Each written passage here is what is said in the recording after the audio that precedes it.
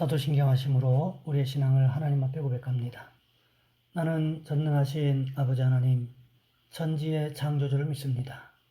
나는 그의 유일하신 아들 우리 주 예수 그리스도를 믿습니다.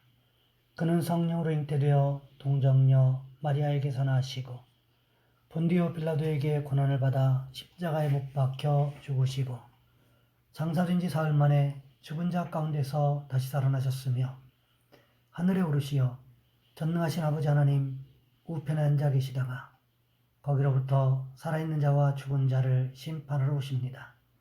나는 성령을 믿으며 거룩한 공교회와 성도의 교제와 죄를 용서받는 것과 몸의 부활과 영생을 믿습니다.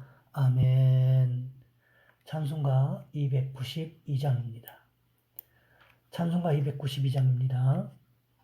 주 없이 살 수 없네 죄인의 구주여, 그 귀한 보배 피로 날 구속하소서.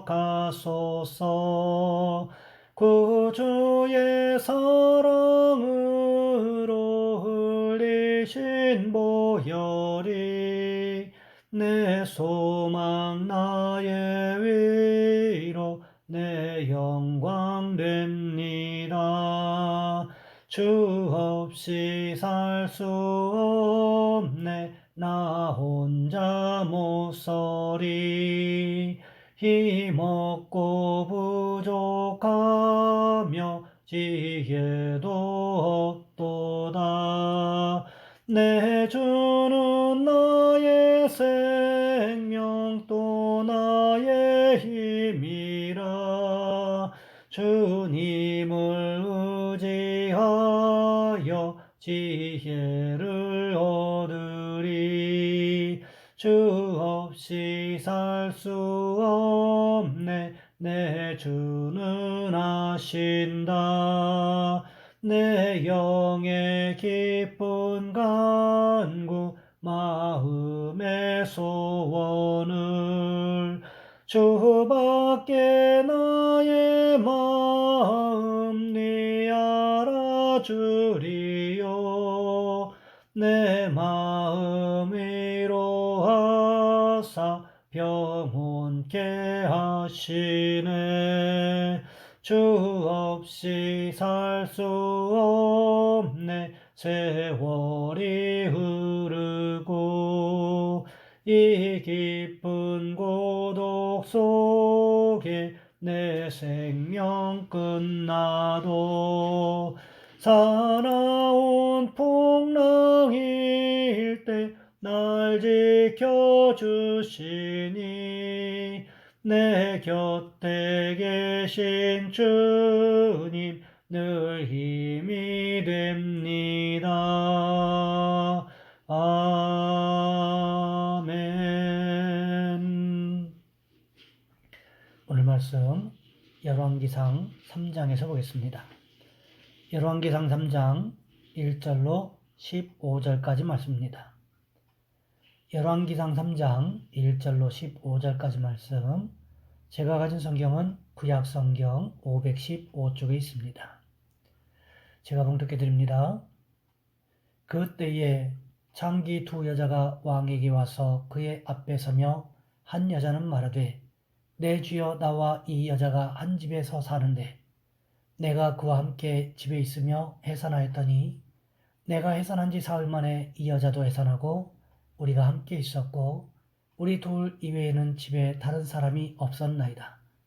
그런데 밤에 저 여자가 그의 아들 위에 누우므로 그의 아들이 죽으니 그가 밤중에 일어나서 이 여종 내가 잠든 사이에 내 아들을 내 곁에서 가져다가 자기의 품에 누이고 자기의 죽은 아들을 내 품에 누였나이다. 아침에 내가 내 아들을 젖 먹이려고 일어나 본즉 죽었기로 내가 아침에 자세히 보니 내가 낳은 아들이 아니더이다 하매, 다른 여자는 이르되 아니라 산 것은 내 아들이요 죽은 것은 내 아들이라 하고, 이 여자는 이르되 아니라 죽은 것은 내 아들이요 산 것이 내 아들이라 하며 왕 앞에서 그와 같이 쟁론하는지라. 왕이 이르되 이 여자는 말하기를 산 것은 내 아들이요 죽은 것은 내 아들이라 하고, 저 여자는 말하기를 아니라 죽은 것이 내 아들이요 산 것이 내 아들이라 하는도다 하고 또 이르되 칼을 내게로 가져오라 하니 칼을 왕 앞으로 가져온지라. 왕이 이르되 산 아이를 둘로 나누어 반은 이 여자에게 주고 반은 저 여자에게 주라. 그 산 아들의 어머니 되는 여자가 그 아들을 위하여 마음이 불붙는 것 같아서 왕께 아뢰어 청하건대 내 주여 산 아이를 그에게 주시고 아무쪼록 죽이지 마옵소서 하되 다른 여자는 말하기를 내 것도 되게 말고 내 것도 되게 말고 나누게 하라 하는지라. 왕이 대답하여 이르되 산 아이를 저 여자에게 주고 결코 죽이지 말라. 저가 그의 어머니이니라 하매 온 이스라엘이 왕이 심리하여 판결함을 듣고 왕을 두려워하였으니 이는 하나님의 지혜가 그의 속에 있어 판결함을 봄이더라. 아멘. 오늘 본문의 말씀을 가지고 솔로몬의 재판이라는 제목으로 함께 말씀을 살펴보겠습니다. 2005년 미국 플로리다주 마이애미 롱비치 법정에서 있었던 실화입니다. 남편 없이 홀로 두 아들을 키우며 교회를 잘 섬기면서 살아가는 한 중년 여인이 있었습니다. 어느 날 아들 형제가 동네 뒷산에서 전쟁놀이를 하고 있었습니다. 그때 그 지역의 유력 인사가 말을 타고 그곳을 산책하다가 하필이면 형제가 가지고 놀던 죽창에 유력 인사가 타고 있던 말에 눈이 찔렸습니다. 그러자 깜짝 놀란 말이 펄쩍 뛰는 바람에 말과 유력 인사가 비탈진 산의 절벽에 함께 떨어져 죽었습니다. 말에서 떨어져 죽은 사람도 문제려니와 죽은 말도 10,000불이 넘는 세계적으로 몇 마리가 안 되는 명마였기에 두 아들은 재판을 받게 되었습니다. 판사가 형제에게 누구의 죽창이 말의 눈을 찔렀느냐고 묻습니다. 두 형제는 서로 자기가 던진 죽창이 말의 눈을 찔렀다고 주장했습니다. 서로 자기가 범인이라고 말합니다. 판사는 형제 외가 남다른 그 형제의 어머니를 재판장에 불러세우고 부인, 한 아들만 중형에 처하면 되는데 형제가 서로 자기 죽창에 말의 눈이 찔렸다고 주장하니 부인이 한 아들을 정하도록 하시오. 한참 침묵이 흘렀습니다. 부인이 읽고 말합니다. 작은 아들을 중형에 처해 주십시오. 판사가 묻습니다. 왜 작은 아들입니까? 판사님, 큰 아들은 남편의 전처 아들이고 작은 아들은 제가 낳은 아들이기 때문입니다. 아니 부인, 자기 몸으로 낳은 아들이 더 귀하고 살려야 하지 않겠습니까? 판사님 말씀이 맞습니다. 제 몸으로 낳은 아들이 더 귀합니다.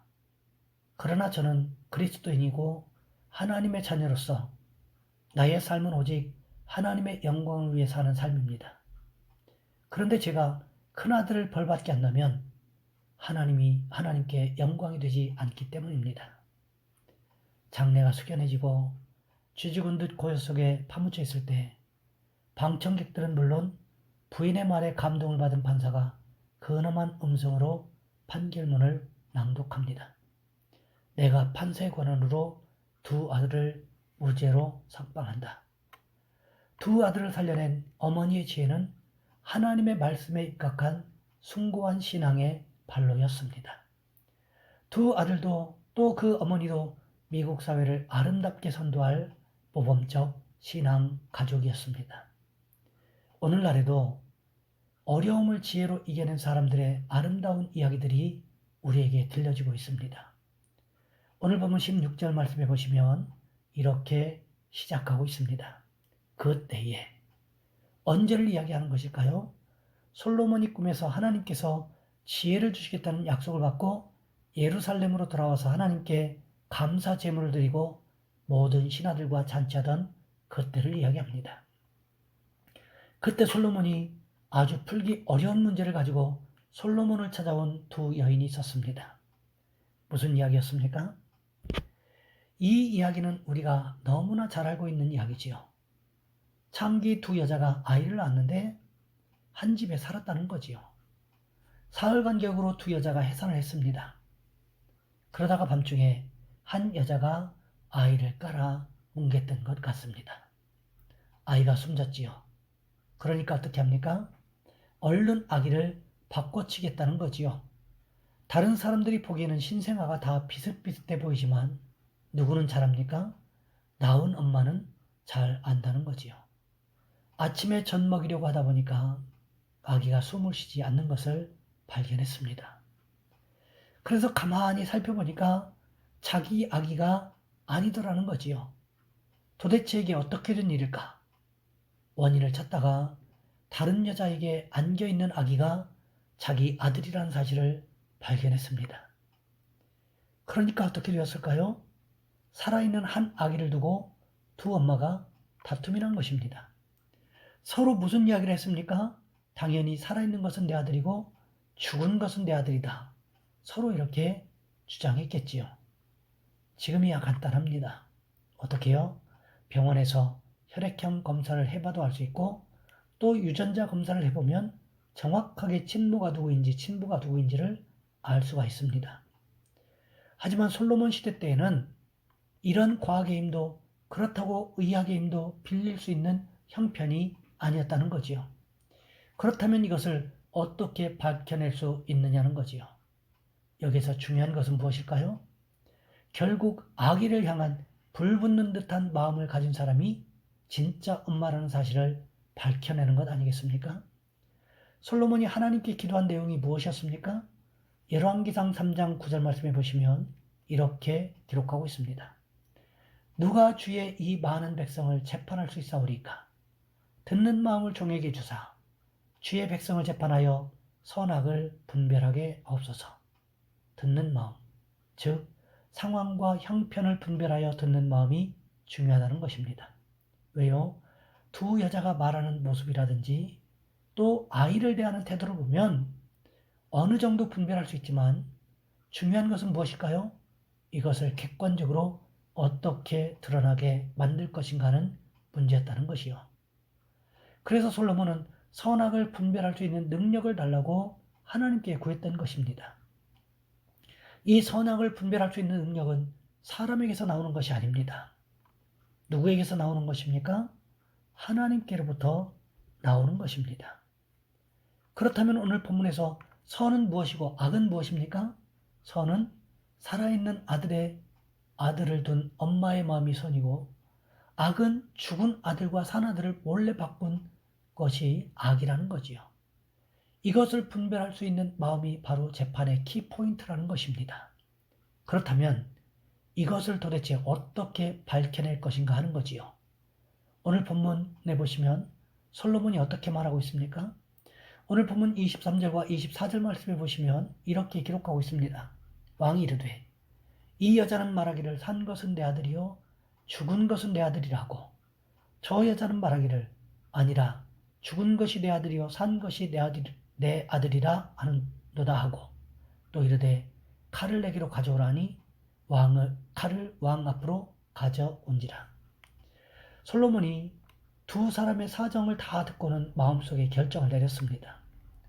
두 여자의 상황을 다 이야기합니다. 그리고는 신하에게 칼을 가져오라고 명령하고 있다는 거지요. 왜요? 살아있는 아이를 칼로 반을 나누어 공평하게 나누어 주라는 것입니다. 이게 말이 되는 이야기입니까? 생각해 보시기 바랍니다. 무도 아니고 배추도 아니고 살아있는 아기를 반으로 갈라서 나눠줘라. 이게 무슨 해괴망측한 재판입니까? 완전히 엉터리 재판입니다. 이런 재판이라면 두 여자가 다 펄쩍 뛰어야 맞지 않겠습니까? 두 아이 가운데 한 아이라도 살려야 되지 않겠습니까? 솔로몬의 이런 해괴망측한 재판에 이의를 제기해야 되는데 사실은 그렇지가 않았다는 것입니다. 왜요? 한 여자가 무슨 이야기를 합니까? 오늘 본문 26절 하반절 말씀에 보시면 이렇게 기록하고 있습니다. 내 것도 되게 말고 내 것도 되게 말고 나누게 하라. 이것이 아기 엄마로서 할 수 있는 말이냐는 거지요. 그렇지 않습니까? 이것은 어느 엄마도 상식적인 선에서 도저히 받아들일 수 없는 엉터리 재판입니다. 그런데 이 일을 통해서 본색이 드러나게 되었다는 거지요. 진짜 엄마는 아이를 죽이면 안 된다. 내 아이가 안 되더라도 좋으니 제발 살려만 달라고 하고, 한 여자는 내 것도 되게 말고 내 것도 되게 말고 나누어 달라고 했다는 거지요. 이것을 통해서 거짓말한 여인의 마음, 즉 선악이 분별될 수 있었다는 것입니다.